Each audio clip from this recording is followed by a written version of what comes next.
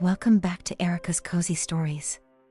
Tonight, we find ourselves somewhere quiet and paint-scented, a small studio at the end of the day, where color still lingers in the air.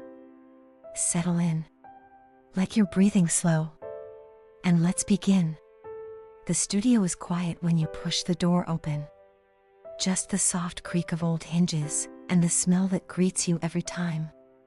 Turpentine and linseed oil, and something warmer underneath, like sunlight caught in wood. You flick on the lamp in the corner. Its light is low and yellow, gentle against the walls, and it falls across the room in a soft, spreading pool. The easel stands where you left it, empty now, canvas already put away. But everything else, brushes, jars, rags, palette, still waits for you, scattered gently across the work table like the end of a long, good day. You roll up your sleeves. This is your favorite part. Not the painting itself, though you love that too. This part. The quiet after. The undoing.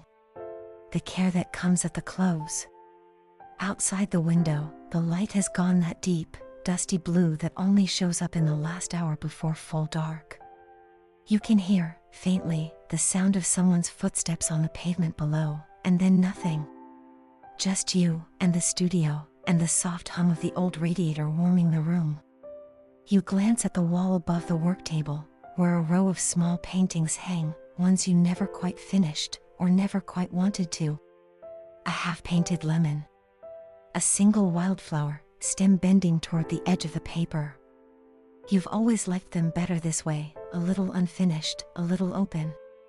The floor beneath your feet is speckled with color, years and years of dropped paint gone hard and flat, a strange kind of map if you ever bothered to read it. You know, without looking, which spot holds a fleck of the blue you used for a winter sky 2 years ago, and which holds the deep red from a still life you painted for your sister. You reach for the jar of brushes first. A dozen of them, maybe more, standing bristle up in a chipped ceramic cup, some slim and pointed, some wide and soft as a whisper. You lift them out, one at a time.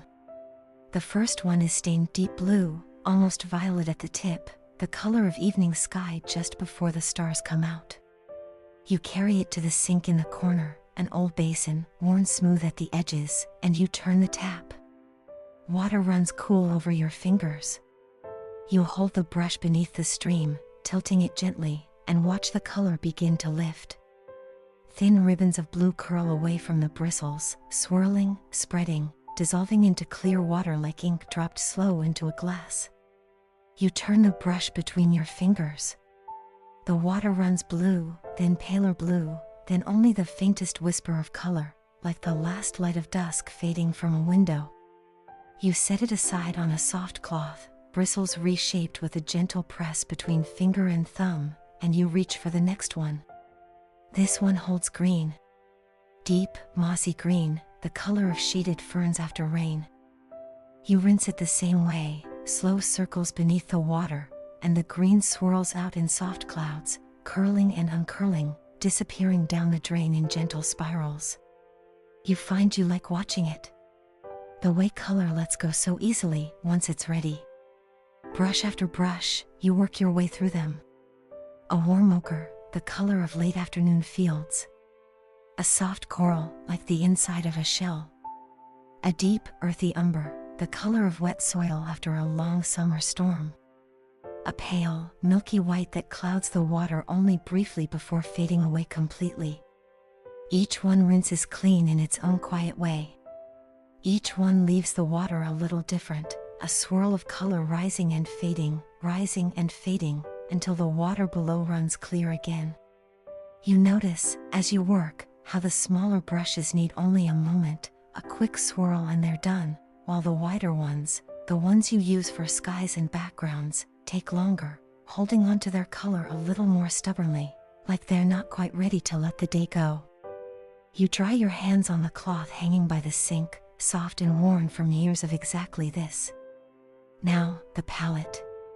It's crowded with color, dried in some places, still faintly wet in others.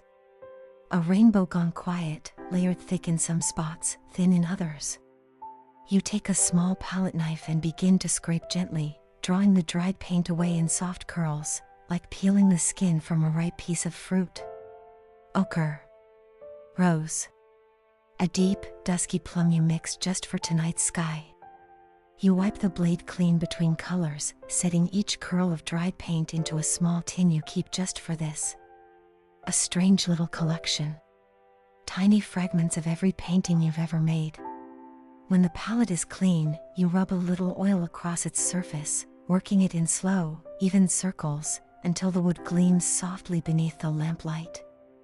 The grain of the wood shows through, pale streaks where years of color have soaked in, faint ghosts of every hue you've ever mixed there.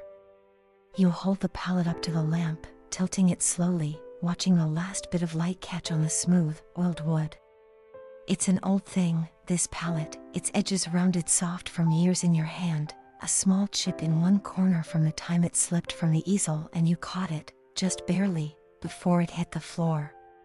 You remember that day more clearly than you'd expect. The panic, and then the laughter after. You set it down gently now on its shelf, thumbhole facing out, ready for tomorrow. Then, the canvases. There are a few finished ones leaning against the far wall, waiting to be put away. You lift the first, carefully, both hands steady beneath its edges, and you carry it to the rack built into the wall, sliding it gently into its slot beside the others. It's a small thing you painted last week. Warm colors, mostly. Amber and rust in a soft, glowing gold. You pause for just a moment before sliding it fully into place, letting your eyes rest on it one more time. The color still feels warm, even now, even dry. You lift the next canvas. Cooler colors, this one. Blues and grays, a quiet study of rain against glass. It slides into its own slot, resting alongside its neighbors, canvases upon canvases, colors upon colors, all of them waiting quietly in the dim, comfortable dark. One more canvas waits by the door, barely started, just a few soft strokes of pale green across the corner. You look at it for a moment, wondering what it might become. A field, maybe. Or the shallow end of a lake. You decide not to decide tonight, and you set it gently against the wall to wait for tomorrow's light. Further along the rack, older canvases wait too, ones from months ago, some you finished, some you set aside and never quite returned to. A study of a harbor at low tide. A portrait of a chair by a window, empty, sunlight falling across its seat. You touch the edge of the harbor painting, just briefly, remembering the afternoon you made it, the smell of salt in the air, the gulls calling somewhere far off. You slide it back into place, and you let your hand rest there a moment longer than it needs to, before you turn back to the table. You gather the last few rags scattered across the table, smudged with the day's colors, and drop them into the small basket by the door, ready for washing. The table is nearly bare now. Just a few clean brushes, drying upright in their jar, bristles soft and pale again, color rinsed fully away. You wipe down the surface of the table with a damp cloth, slow, even strokes, the wood beneath cool and smooth under your palm. Dust and small flecks of dried paint lift away easily, leaving the surface clean, ready for tomorrow. You glance around the studio. Jars in their place. Canvases resting. Brushes clean and drying. Only the smell of paint remains now, soft and familiar, mixed with the faint trace of soap from the sink, and something faintly sweet drifting in from the kitchen down the hall. Tea, maybe, left steeping too long. You sit for a moment on the old wooden stool near the window. Outside, the evening has settled fully into night, and the glass reflects the lamp's warm light back at you, soft and golden. Somewhere out there, past the glass, a street lamp flickers on, casting a small pool of amber onto the pavement below. A cat crosses through it, slow and unbothered, pausing once to look up at your window before continuing on its way. You watch it go, and you feel your shoulders drop a little further, the last of the day's tension easing out of them. You think of tomorrow, not with any real urgency, just a quiet kind of knowing. New color to mix, maybe a soft green, or a deep, warm red. New brushes to wet, new shapes to find. Maybe you'll finally finish that pale green canvas by the door. Or maybe you'll leave it a while longer, let it wait, the way some paintings need to. But that's for tomorrow. Tonight, there's only this. The quiet studio. The clean brushes. The colors resting soft in their jars and tubes, waiting patiently for morning. You rise slowly from the stool, and you dim the lamp, just slightly, until the room settles into a soft, low glow. The canvases lean quietly in their places. The brushes rest, clean and pale, in their jar by the sink. And somewhere in the stillness, the last trace of color fades. Gently. Quietly.